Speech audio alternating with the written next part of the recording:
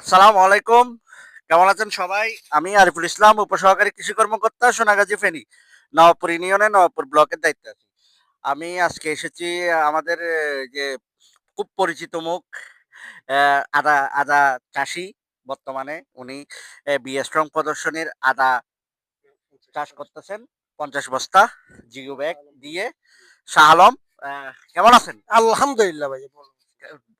বৃষ্টি কতদিন ধরে পড়তেছে? আজকে ৮-৯ দিনের বৃষ্টি ফিরতেছে। তবে তো অতিরিক্ত তেমন পড়ে নাই। জি না, জি না। এখানে তো বন্যা হওয়ার কোনো সম্ভাবনা জি নেই। না, সম্ভাবনা এখন নাই। এখনো পর্যন্ত এমনি ওই ইয়া জমির এখানে পানি হালকা, পানি হালকা উঠছে।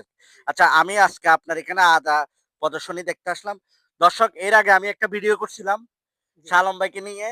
তখন ১ মাস ছিল মনে হয়। জি, ঠিক এরপরে বর্ষা চলে আসছে। এখন টানা বৃষ্টি হচ্ছে।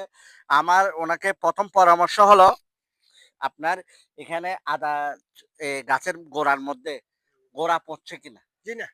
যদি গোড়া না পচে তাহলে তো মাশাআল্লাহ। আ এই দেখেন দর্শক, এই আদাগুলো আ বড় হচ্ছে। মাশাআল্লাহ বলতেছি। একদম দণ্ডায়মান সোজা। কোনো বাঁকা হয় নাই। আর ওনাকে অসংখ্য ধন্যবাদ। উনার এখানে আগাছা নাই, আগাছা পরিষ্কার করে ফেলছেন। পানি কোনো জমে নাই, পানিও নাই। উনি পানিগুলো অপসারণ করে ফেলতেছে।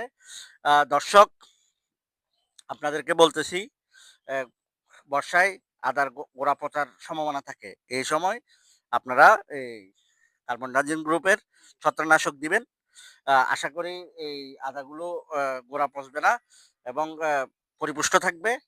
তো কেমন লাগতেছে?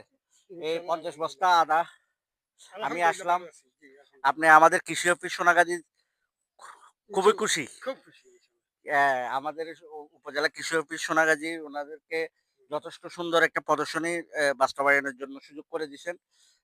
তো সকলকে অসংখ্য ধন্যবাদ। আসসালামু আলাইকুম।